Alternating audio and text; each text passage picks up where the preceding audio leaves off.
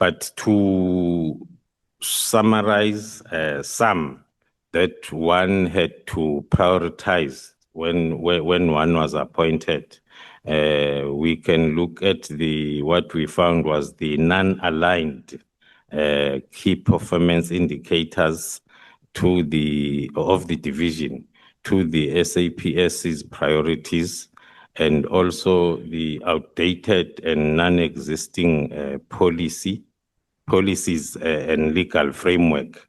So the environment was just operating on a free mode, and it was like not operating like the SAPS CI. It was operating like CI. So in other words, the crime intelligence that is serving their own purpose. That was the first issue that one had to rectify. And also the misuse of state vehicles by the senior management of the division, including the senior management of the police at large. Those vehicles were allocated to those seniors unlawfully so, because it amounts to fraud and corruption. If you are benefiting twice, you are having your structured vehicle, but you are also having another luxury vehicle allocated to you by the division crime intelligence, which is supposed to be a covert vehicle used by operators. There was also a problem of outdated and non-existing physical, human, and financial control measures. It was a free-for-all environment. The irregular appointments of relatives and friends of SMS or of management. The famous one was the appointment of the 250 under the disguise of being agents, and also the failure to implement the consequence management against senior management, most especially hiding behind secrecy of the environment.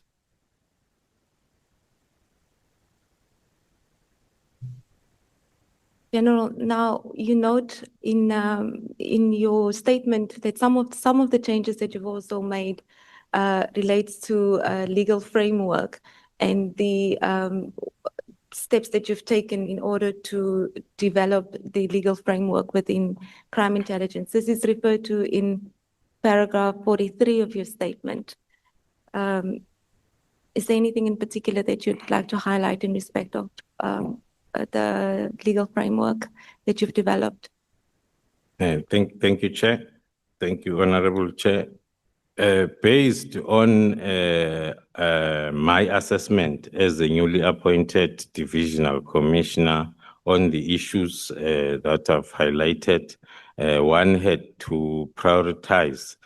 So as I used to term that period as you are trying to change the flat tire of a vehicle whilst it's in motion, one had to prioritize then the issues that needed to be attended to.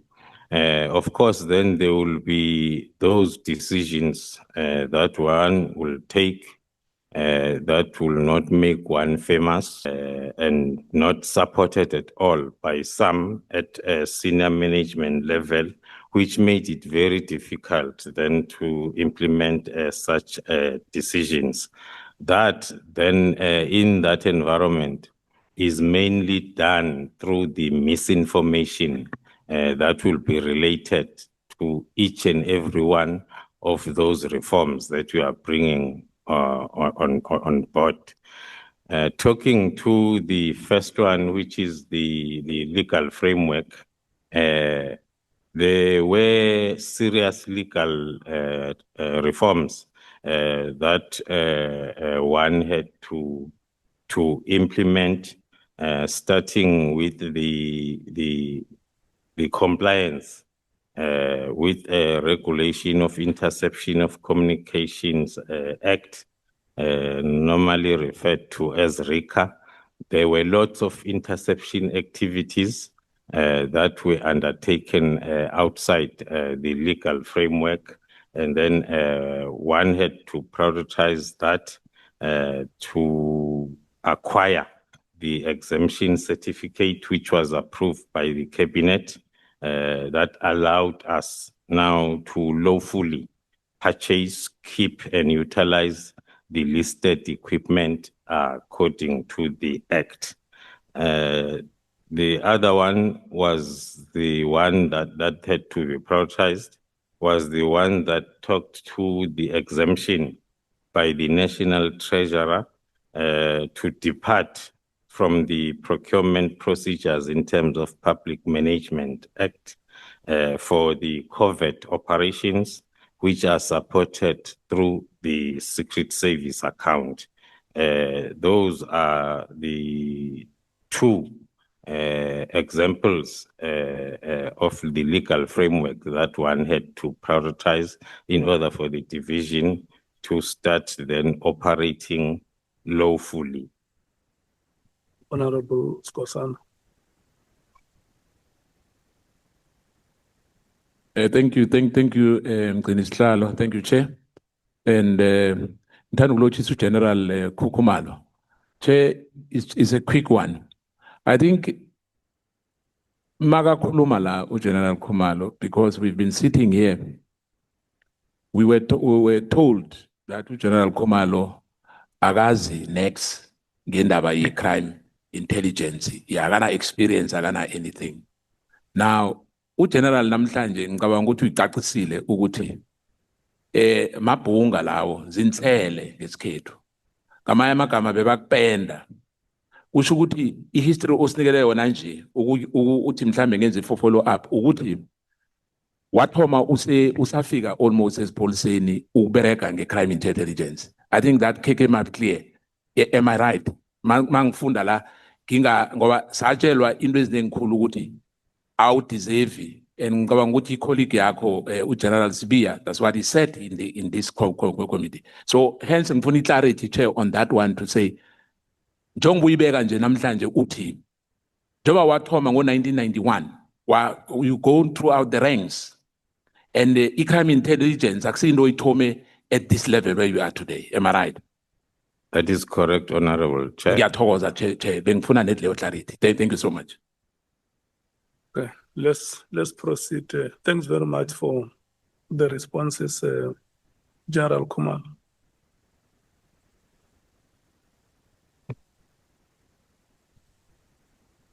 Would you like to add anything, or can I continue, General? I touched on the legal framework issues without wanting to bore the committee on a number of policies and standard operational procedures that one had to put in place, but some I'm going to touch on them when I talk on those decisions that led to the misinformation period that started then towards the end of 2024. But before we leave this topic of crime intelligence, General, in paragraph 40 of your statement, you indicate that the decisions that you've taken were not supported by some senior management or in senior management level, which made it difficult for you to implement and achieve the desired results. My question on this is, we know that the minister, part of the minister's directive that he issued in December 2024 was a directive, a moratorium that he placed on the filling of posts in crime intelligence. How did that, with the challenges that you've encountered, how did that further impact what you were trying to achieve in crime intelligence? Thank you, Honorable Chair. Although might still talk past that part when we discuss the directive itself, but I can maybe referring to paragraph 42, that when then one had to put the priorities of the division, one had to also identify and recruit capable senior officers through transfers and promotions in order to implement then the legal framework that had been passed. So that is the period I'm referring to. That is when the misinformation campaign started through the social and print media that will be related to each and every decision that one is taking. I can take the committee through some examples from paragraph 44. If you'd like to. Thank you. I've referred to the decision that one had to take of removing state vehicles from the senior managers of crime intelligence as well as SAPS senior managers and redistribute them for the real purpose that those resources were acquired for at operational level. One will still recall that soon after that directive was issued under my signature, and then those vehicles had to be collected and then be inspected. Then the redistribution process starts. And then there were photos or pictures that were taken from where they were kept, whilst then they were in the process of being redistributed.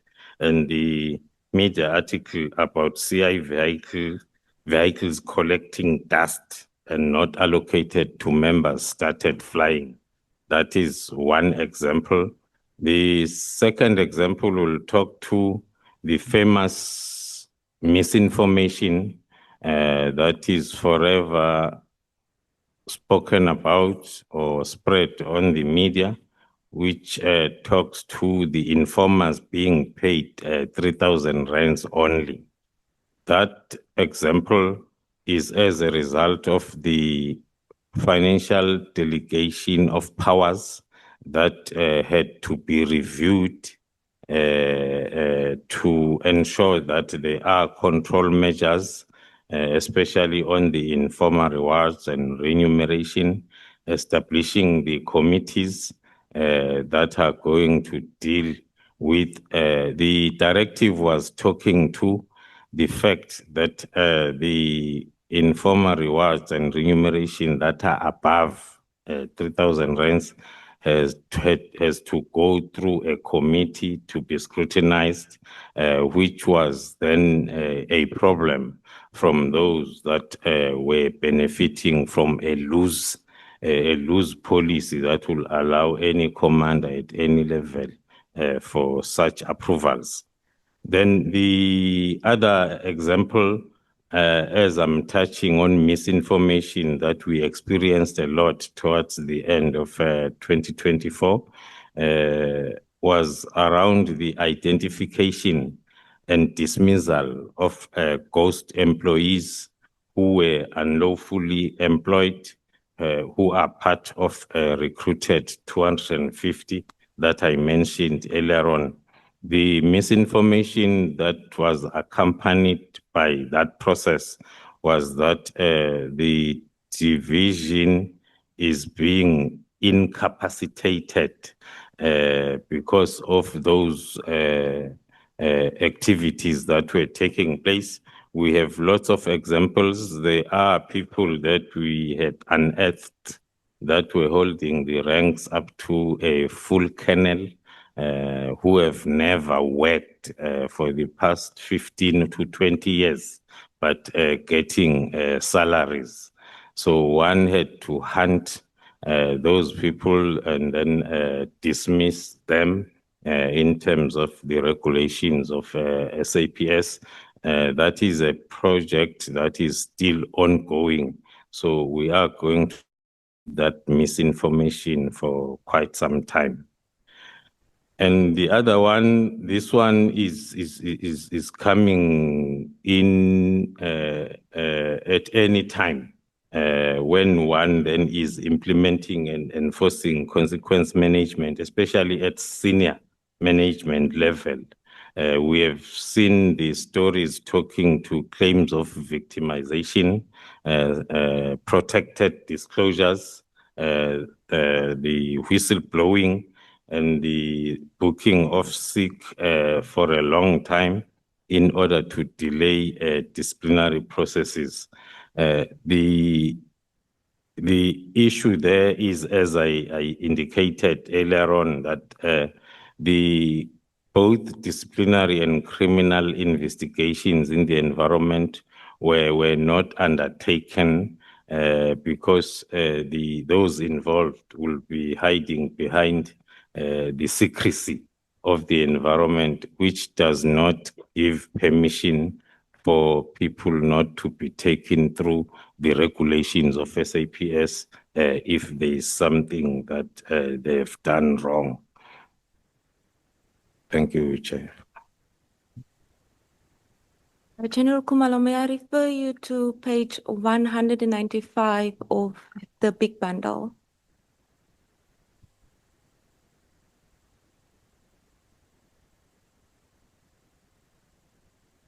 Now, Honorable Matthys. Thank you, Chair. Just quickly, can our evidence leader just speak a little bit louder? You've been very soft, Bring on the voice. Thank you, evidence leader. I think she has lowered the microphone. I thought my soft voice was my charm, Chair, but I'll try to speak louder. It's 195 of the bundle. It deals with the minister's directive that was issued on the 31st of December.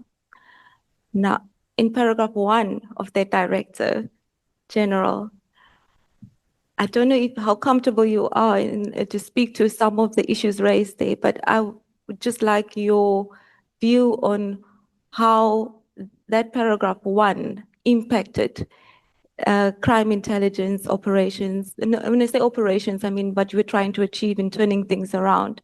And maybe I could just read out paragraph 1, and then you could answer and explain whether that at all was of assistance or whether it made matters worse in crime intelligence. So in paragraph 1, it says the minister directed that all processes to fill vacant posts in the division should be halted immediately. And this applies to all posts in provinces, including those of provincial heads of intelligence that are currently vacant. It also applies to all posts currently vacant at head office. This should be the position until substantive discussions between the minister and the national commissioner takes place sometime early next year. Thank you, Honorable Chair, honorable members. Maybe I must start by my own view on the letter itself as a whole before I zoom into the first paragraph. In my view, the letter was supposed to be a personal letter to myself. It's talking to almost everything that is related to myself, the whole letter. But zooming into the first one, as we are trying to link it with the reforms that were, the letter came at a time when we had about 4 vacant posts of provincial heads of crime intelligence. Some had been dismissed for the process that I've explained under paragraph 47, and also a number of senior management posts that were vacant, that are still vacant at head office level. So that the directive, we had advertised 2 batches of senior management posts that were halted by that the directive. So the division, one can say, I'm not sure in terms of percentage, But then as we sitting, there are 4 provinces that are without provincial heads. And then at national level, we also have about 2 components that are without heads, and also other very critical environment like the cyber section that is still without. It was one of the most important or critical posts that we wanted to fill since the beginning of 2024. So the paragraph 1 or point number 1 on the letter did affect the performance of the division, and it is still those that are there currently. Most of us, we are working 24/7. 24 hours per day, because we must fill in the gaps that are there at senior management level, be at provincial level or at national level. And just lastly, in this regard, because the director referred to a meeting that was supposed to take place in order to deal with the issue, could General just confirm whether this meeting has taken place, or whether the posts are still currently halted? The meeting referred to was supposed to take place between the minister and the national commissioner. I do not see where it mentions myself as the divisional head. I will take it that maybe there had been some discussions because the National Commission had indicated that those posts will be re-advertised soon.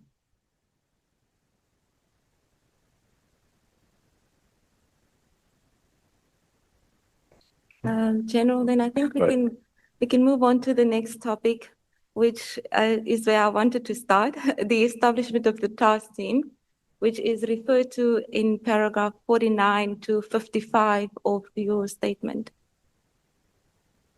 Thank you, Honorable Chair, honorable members. The topic has been covered by some, if not most of the witnesses that have appeared in front of the committee.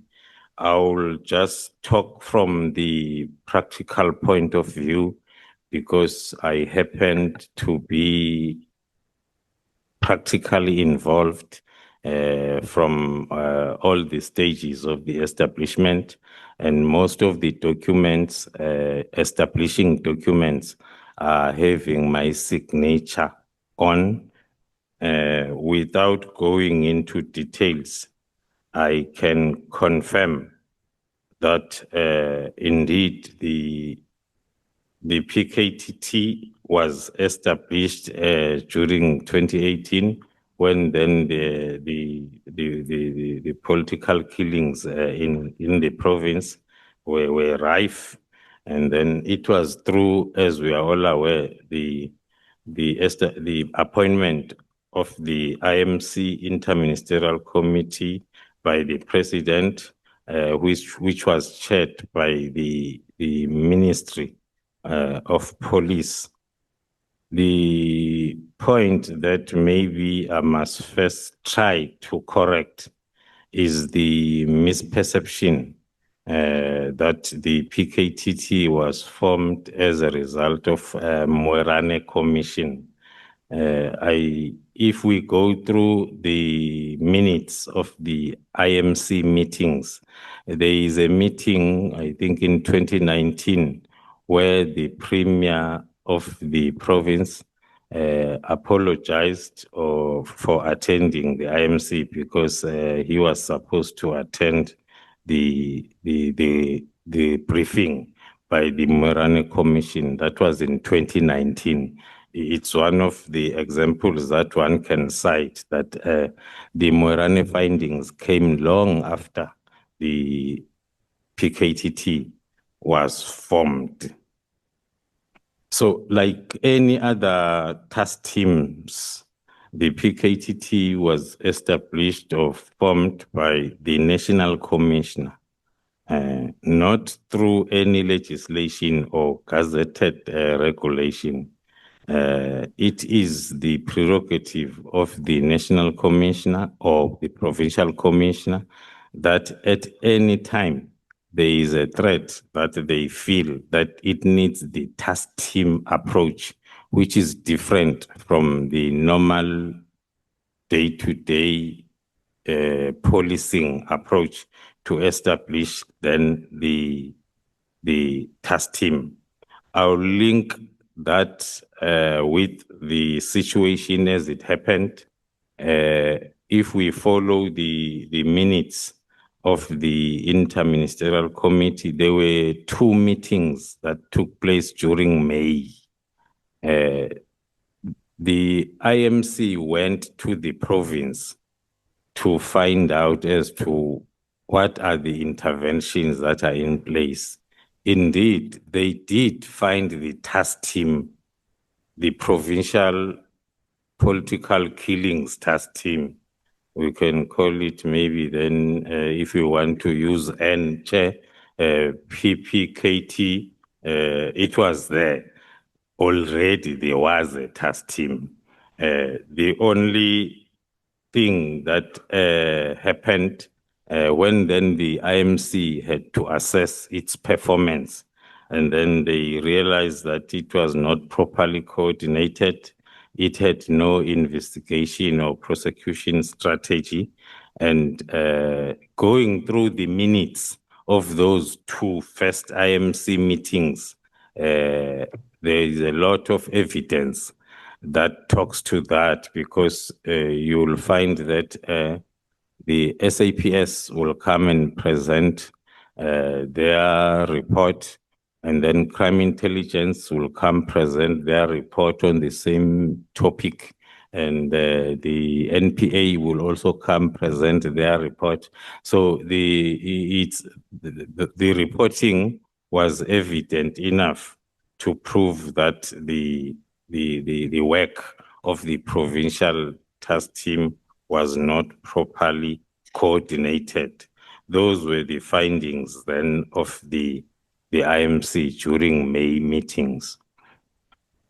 And then when one then was roped in, I think I'll just confirm the evidence by the Provincial Commissioner of KwaZulu-Natal that it happened that during that time, I was deployed in the province of KZN together with him when he was the acting provincial commissioner. But the main reason or the main purpose for my deployment was to assist him to coordinate operations in the province based on my experience that he was aware of, when I'm coordinating operations at national level. So the IMC visits coincided then with the time when I was there. I still recall as to how then I was roped in. After the second meeting, when the ministers were showing disappointment on what they saw, and then the then national commissioner then asked as to why are we lambasted like this, Khumalo, when you are here?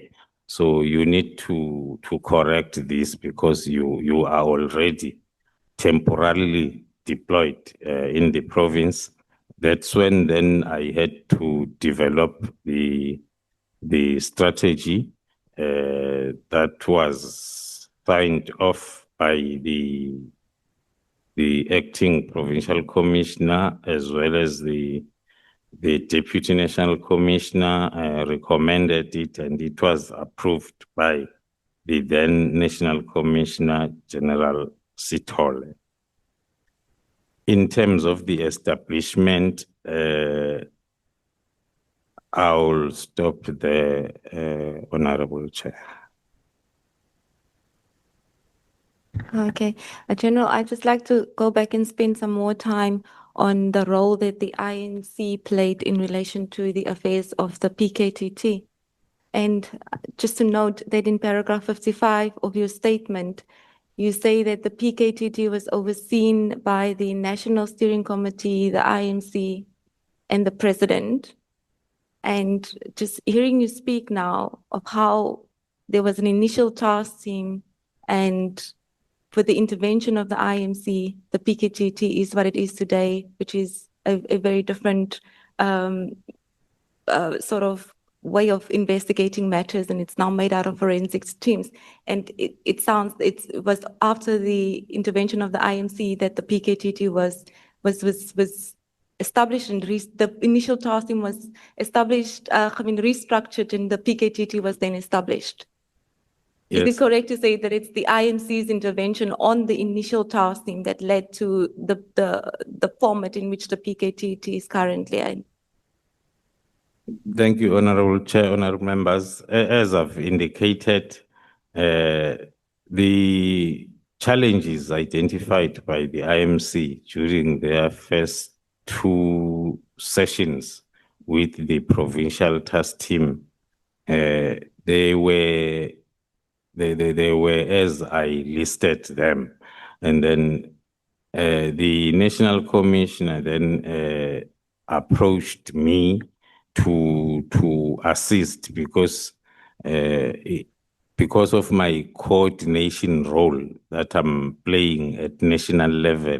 It was going to be quicker and easier than to come up with a well-coordinated and integrated plan for this particular reconfigured PKTT. Because the challenges identified by the IMC were mainly talking to what I normally correct with my coordination role in all the national operations that I was coordinating. So the role played by the IMC was at identifying or confirming those weaknesses, and then directing the directors general of their respective departments then to correct the situation. That is when then we started, as instructed now by the National Commissioner, to come up with a plan that will then cover or correct or most, if not all, the mistakes as identified for the reconfigured new PKTT. So it appears that the role of the IMC was quite important, but under the current administration, we've learned that there appears to be uncertainty in relation to whether the IMC still exists and whether the PKTT is reporting to the IMC, and whether the IMC should have played a role in the disbandment of the PKTT. What is your view, General, in relation to the existence of the IMC and whether they still, in fact, play a role in the operations of the PKTT? Thank you, Chair. Indeed, Honorable Chair, honorable members, the IMC is supposed to be still playing a very critical role because in terms of our founding documents, the first document then is the directive by the President establishing the IMC, and then which was then providing that strategic direction and oversight of the PKTT activities.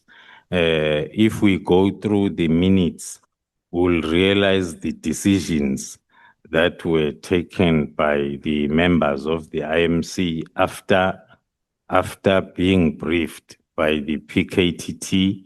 We can make an example of the Kokstad prison that was made available by the relevant minister after they've realized the problems that the PKT were facing, including the allocation of dedicated prosecutors from the NPA, as well as the attempt to get a dedicated court by the respective minister who was part of the IMC.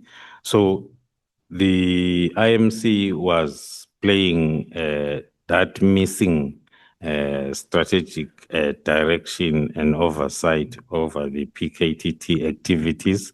And then under the IMC, there was then the National Steering Committee meeting that was made up of the directors general of the departments that were led by the IMC members, as well as at provincial level. That is the whole governance structure. At provincial level, there was also a provincial steering committee, which was co-chaired, which is still there, co-chaired by the provincial commissioner and the DPP KZN. The main purpose of the steering committees at different levels was to make the resources available from provincial and national level for the realization of the objectives of the PKTT. So coming to the last part of the question, Honorable Chair, according to that official governance structure that I've explained, one was expecting that when we get to the decision of disbanding, then the same route will be used in reverse. I'm talking mainly from the operational experience side. If you mobilize the team for 7 years, according to the books and our experience, you need another 7 years to demobilize. Thank you, Chair.